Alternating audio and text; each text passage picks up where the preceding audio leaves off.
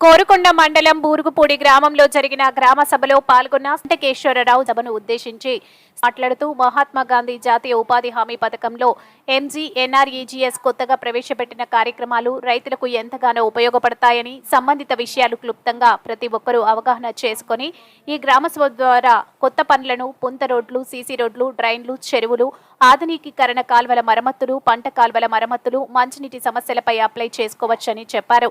అలానే రాష్ట్ర అభివృద్ధికి రాష్ట్ర ముఖ్యమంత్రి నారా చంద్రబాబు నాయుడు, రాష్ట్ర ఉప ముఖ్యమంత్రి వర్యులు కొనితెల పవన్ కళ్యాణ్ తీసుకుంటున్నట్లు విప్లవాత్మకమైన మార్పులు రాష్ట్ర అభివృద్ధికి ఎంతగానో ఉపయోగపడుతున్నాయని అన్నారు.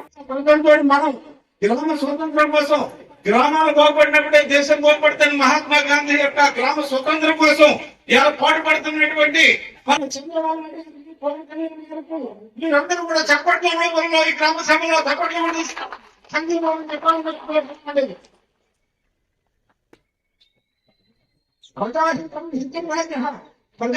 సుఖే సుఖ, ప్రజలకి ఏది ఇష్టమో అది పరిపాలించేటువంటి రాజ్యం, అదే పరిపాలన. చేసుకుంటే కుదరదు, ఇది ఇంకా కోటిష్టం నాకు పెడతాం కుదరదు. అందరికి ఎవరికి ఏది ఇష్టం అది పెట్టాలి, ఎవరికి ఏది ఇష్టం అది చేయాలి. మన గ్రామ స్వతంత్రం కోసం మహనీయం చేస్తున్నటువంటి కృషి ఫలితంగా ఈవేళ 3684 గ్రామాల్లో కూడా మన ఈ కార్యక్రమాలు గ్రామ సభలు పెట్టడం జరిగింది. అదేవిధంగా మన కోరుకోని మండలంలో 23 పంచాయతీలు ఉన్నాయి. 23 పంచాయతీల్లోకి మనది అనాథ పంచాయతీ, పంచాయతీ కాదు, కార్పొరేషన్ కాదు, మండలానికి సంబంధం లేదు. ఇటువంటి చోటుని మన ఎమ్మెల్యే గారు ఉత్తర బలరాం గారు ఎంతో యోగ్యుడు. అతను ఆలోచించి ఈ గ్రామంలో గ్రామ సభకి మన దగ్గరకు వచ్చి మన వెన్నపాలన్నీ కూడా వెన్నాడు పోయినందుకు వారికి ప్రత్యేకమైనటువంటి ధన్యవాదాలు చెప్తున్నామండి.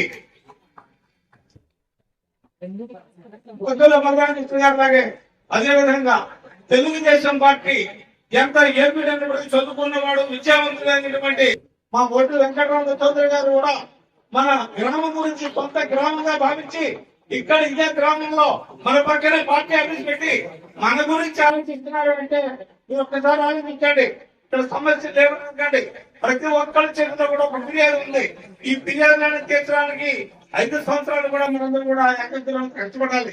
మరి ఆ విషయాన్ని తెలియజేయడానికి మరి మనలాగే రాజానగరం మండలం మరొక గ్రామాలు మన అదృష్టంగా భావిస్తూ ఇవాళ ఈ కార్యక్రమానికి ఇంత ఏర్పాటు చేసినటువంటి మన గ్రామంలో తపా శ్రీనివాస్ గారికి, అదేవిధంగా వీళ్ళందరూ కూడా ప్రత్యేకమైన ధన్యవాదాలు చెప్తాను.